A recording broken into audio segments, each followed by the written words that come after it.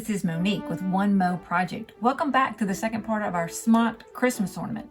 This time, we're going to take your smocked fabric, this one's not smocked, but smocked fabric, and turn it into a lovely Christmas ornament. There's a supply list at the end of this video in case you don't know what you need, but this is a 2.5-inch styrofoam ball in there. And I'm going to show you how to do it so that you end up with a seamless look, and then how to make this spider web. This one's really big, this one's really small, this one's pretty small. Just depends on how much it takes to cover up your raw edges, but how to make that so that it's all neat when you're done. Let's get to it. So if you followed the instructions from the first video, then you should have something that looks pretty much like this. Maybe use different colors, but it should look like this. Now you're going to need some thread that matches your fabric, because this is going to be used to make the seam and it's going to stay in there. Fold them over and so that your smocking lines up, and pin it. And if you have trouble getting that to pin because of the extra pleats that we didn't use, you can go ahead and cut that off. I'll show you that here in a second, but you're going to want to make sure that those smocking stitches are even and pin that together. Like I said though, if you have trouble seeing that and getting that open, you can go ahead and cut off the top and the bottom. Cut right along that top gathering row and that bottom gathering row. Then you can cut the knot off of one side of the gathering stitches and then pull them out on the other side, and that will open up that end a little more so that you can get in there, because you want to sew pretty close to those pleats in order to have that continuous look on the finished ornament. So if you cut those off, you can sew all the way to the edge of the fabric if you cut off the top and the bottom. Otherwise, you want to move away from the edge some, because that is going to be cut off once you finish sewing it. Always just go ahead and sew this by hand. It's tempting to want to try to do it on the machine because it'll be faster or easier, but by the time you've taken the time to do all of that smocking, you've been sewing by hand that long, go ahead and finish sewing it by hand. It just will be easier to get up tight against that last row of the smocking and not have such a big opening there between the edge of the smocking and your seam. So once you get that tied off, if you didn't cut yours already, you'll want to cut it off, and that top and bottom pleating, gathering, whatever you want to call that thread, I didn't find an official name for it. Anyway, that is your guide for how much to cut. That makes it the right length to go around your ornament and just have a small opening at the top and the bottom without having to add a little more or a little less. That works out really well to make it just the right length to fit on the 2.5-inch ball. If you want to make a different size ornament, you're gonna have to do some math. I don't know, I've just always made the same size. It's big enough to be interesting on the Christmas tree without being crazy big. Crazy big would be good too, but anyway. So once you get that, trim off a little bit of the extra seam allowance just to get rid of the bulk and turn it right sides out. Now there's that gap there, and that is good because now you can use the thread from your original smocking in the same color and make one more smocking stitch to pull it closed, and then it looks like it's continuous. You can cut them between each one, or you can run the thread between them. I do a little bit of both. It just depends. There's no set rule on that, but this one I tied off because it had to go. Oh, I have to get that. All right, I'm good.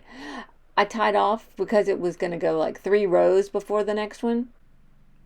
So those pulled it together nice so that it looks continuous. And then I tied that off in the back. And then I did the same thing with the red. But on the red, I just chose to go from the top all the way to the bottom without tying off the thread. I don't know, there's no rhyme or reason. But it is a little bit difficult to get down in there to tie off on the back of the middle. So I guess I just chose the easier way. But once it's done, if it's going to look the same, I'll go with the easy way. So there, that makes that nice and neat and looks continuous all the way around. Now for this part, you can either use 2 pieces of thread or one long one that's tied back on itself, or you could use something like quilting thread, but it needs to be pretty strong because you're gonna use it to tie the top and the bottom tight together on the ornament. So you could try, I've tried to add a half row on my pleating, but then I end up just cutting the tail off and have to redo it anyway. So forget that. So using 2 pieces of thread, I go through all of those pleats on the top once and on the bottom once, and leave a kind of a lengthy tail on one side, enough where I can get a hold of it and tie it. And then the other side, it's really long, way longer than it looks like it needs right now. But wait, I'll show you that in a minute. So once you get that on the top and the bottom, you finally get to put it inside, put the ball inside and make it start looking round. And then you use this thread that you just ran through all those pleats to pull that close. See how that made it all gather up? And then you can use that to tie it on each end once it's pulled up there a little bit tight. But then there's one more step to that. After you tie it, you can cut off the short end that you used to tie there and then thread that long end. And you got to get both of those threads through your needle, but then those you use to go back and forth around and round to close it up really well. And to pull it a little bit tight, it's a little bit loose on the, what is that, styrofoam ball right now. But going sort of in a star pattern and picking up, 3 or 4 pleats, whatever I can grab kind of easy with the needle. But going in a star pattern, I can pull that fabric a little bit tighter onto that ball. It's because it's kind of tight going around because of the length and the having to stretch out those smocking stitches. I don't want it to be loose on the ball. So using that thread, I can go round and round and pull that close. And that also builds a base right there in the middle to attach the DMC embroidery floss that I'm going to use to make that spider web thing on the top. So once I use up all my thread, that's pretty much how I decide when I'm done with that, when I don't have any more thread. See, there it is on both sides. Then this is crochet thread. I don't know why it's thread. It's awful big to be called thread, but it's not called yarn. Anyway, crochet thread, and use that to make a loop for the hanger.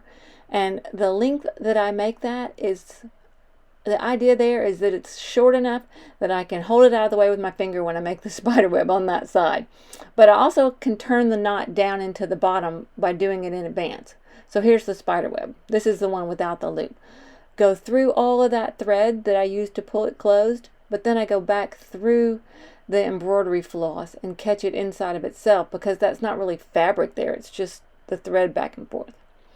Then I use the eye of the needle and go through that top embroidery smocking stitch and kind of go in a star pattern round and round. And this is what's going to build the base, the legs. I don't know what you would call those. The spindles? I don't know. But you're going to need them to make the spider web. Once you go through all of the top ones, then I just sort of randomly go back and forth to help draw them closed. And then you can see how I'm starting to have those straight pieces going out to the end. But here's how we build that covering underneath. And so I go under 2 and then back over 1 that I just did, and then under 2.